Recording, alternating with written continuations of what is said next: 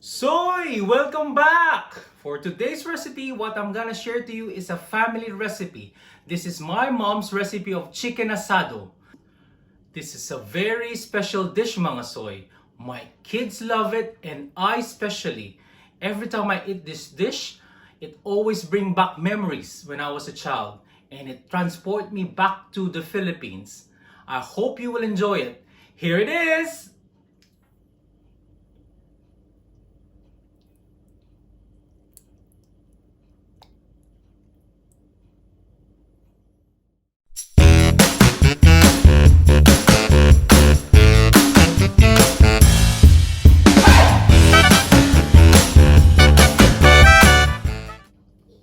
For our ingredients mga soy, these are all kitchen staples. We have here tomato puree, garlic, lemon, onion, soy sauce, salt, sugar, pepper, bay leaves, butter, and of course, chicken thigh. So I made this easy mga soy. I normally use a whole chicken and cut it into pieces. But to make it simpler for you, I just bought some chicken thigh, which I think will be perfect for the dish. Soy, let's start with the garlic by crushing them.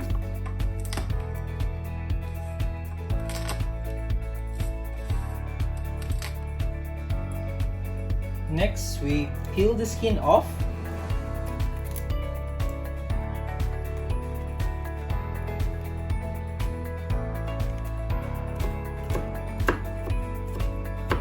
And then chop them.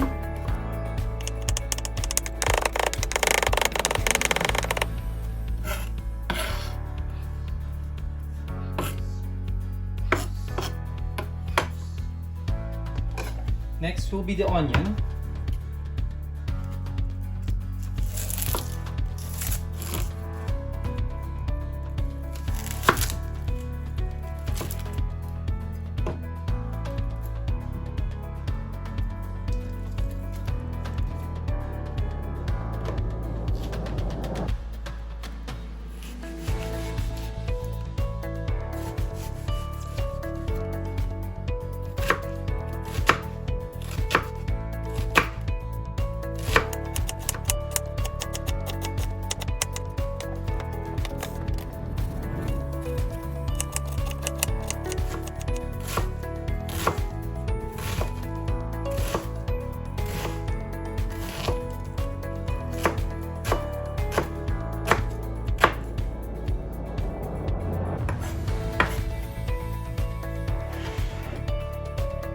Next will be your lemon.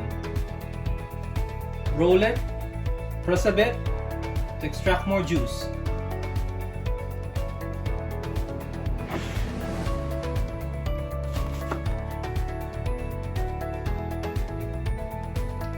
That's it for the prep, soy!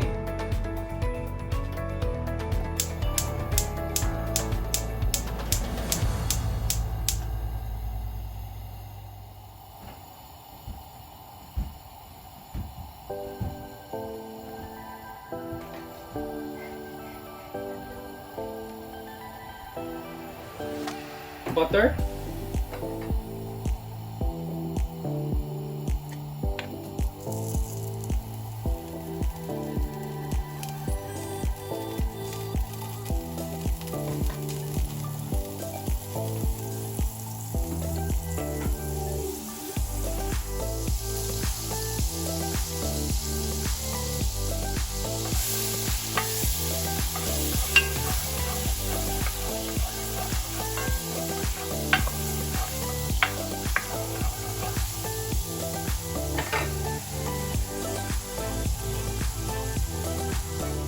garlic,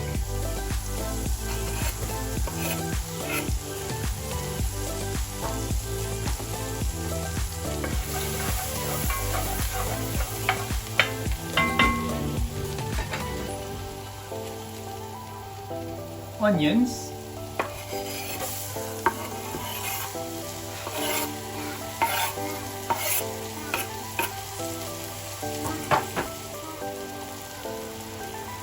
that was Coco, my youngest.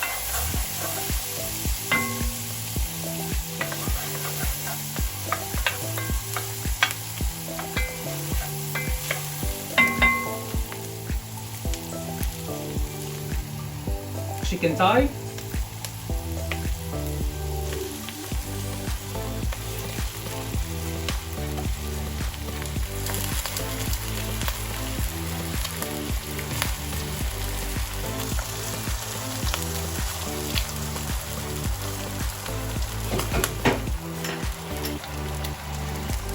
A pinch of salt.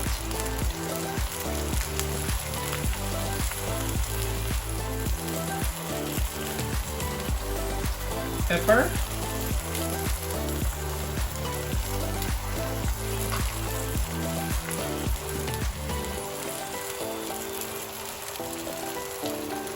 Soy sauce.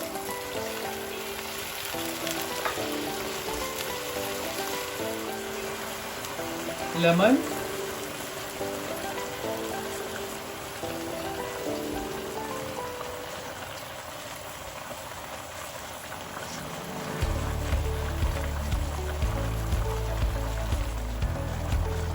Tomato puree.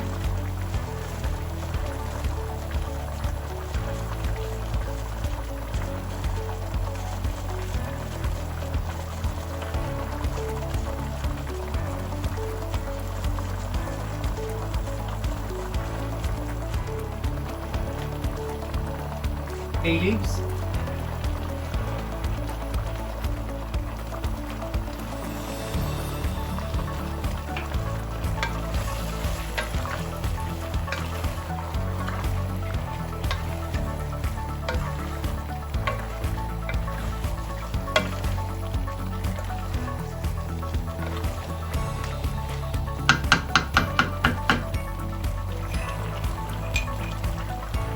Sugar.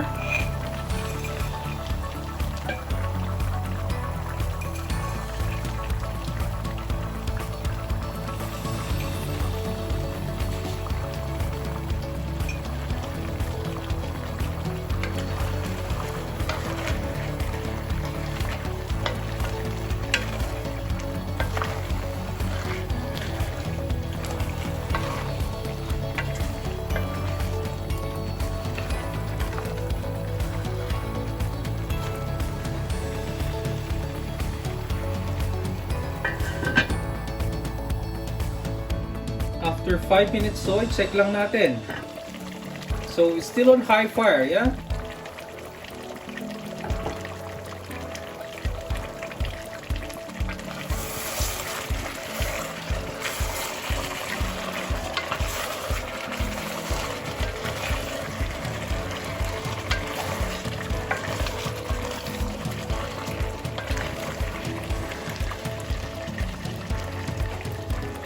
Then bring your fire to medium.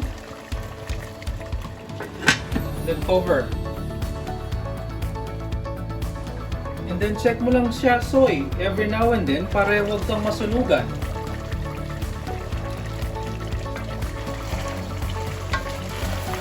Tignan nyo naman, mukhang masarap, di ba?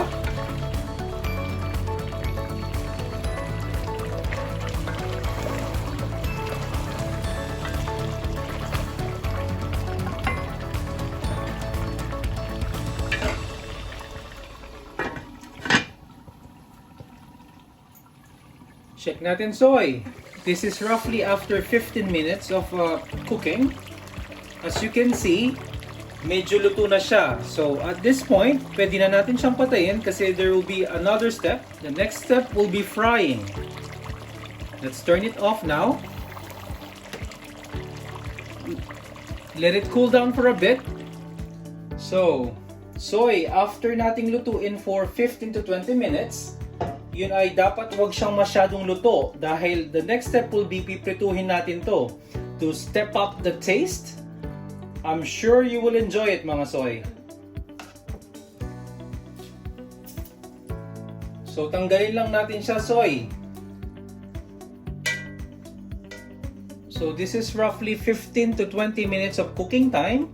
Depende yan, soy, sa kung anong lutuan mo at saka kung gaano kalakas ang apoy mo.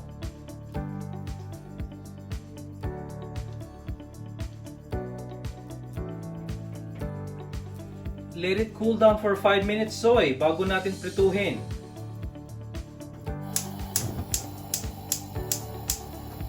Okay, Soy, painitin na natin ang ating wok. I'm using a wok kasi para walang masyadong tilamsik at bawas yung lilinisin natin mamaya. Tip lang, Soy, it is very important na i-drain natin yung chicken mabuti para mabawasan yung excess oil sa kanya or excess sauce para less yung tilamsik niya mamayang piprituhin natin. Our wok is warm now, so I'm gonna add the cooking oil. Konti lang, Soy.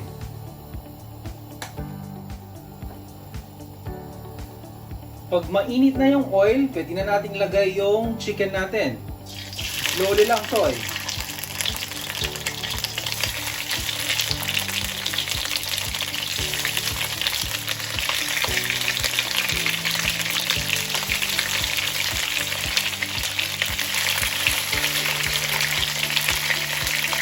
So, bakit natin siya kailangan prituhin? This process, magka-caramelize yung ating sugar na nasa chicken natin, Soy. This will add a sweet flavor to our chicken, which is you will love.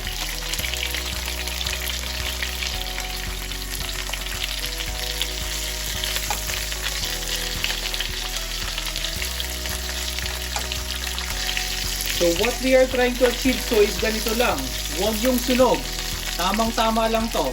So pwede na natin itong tanggalin. Tapos ilagay natin dun sa pot natin kanina.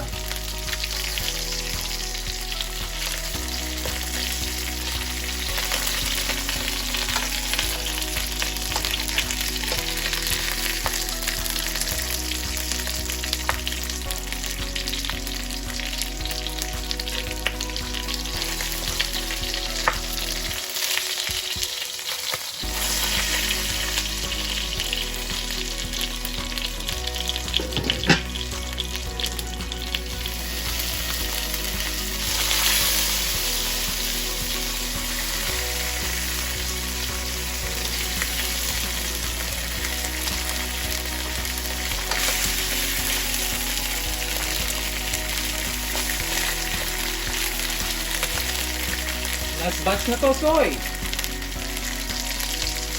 Tignan mo, Soy. This is the sauce na na-drain natin from the chicken. Kung nasa chicken pa yan, I'm sure titilamsik siya. So you can put this back.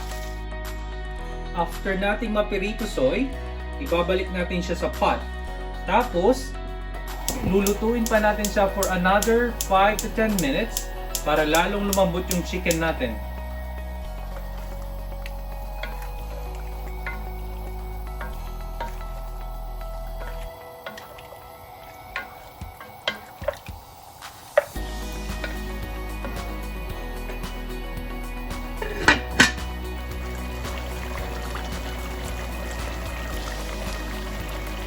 Palo lang natin siya, Soy.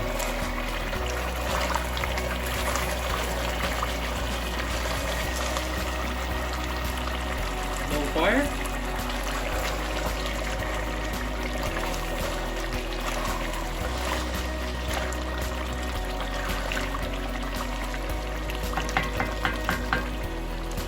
Another 5 minutes, Soy. Luto na to. Check natin, Soy. I think luto na siya, Soy. Pwede na natin siyang patayin. Let it cool down for a bit. And then we can serve this.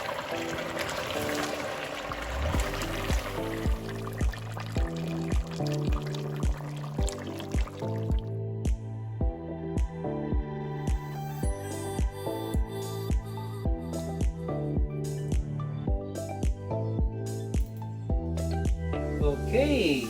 Tikman na natin, Soy. That's so tender.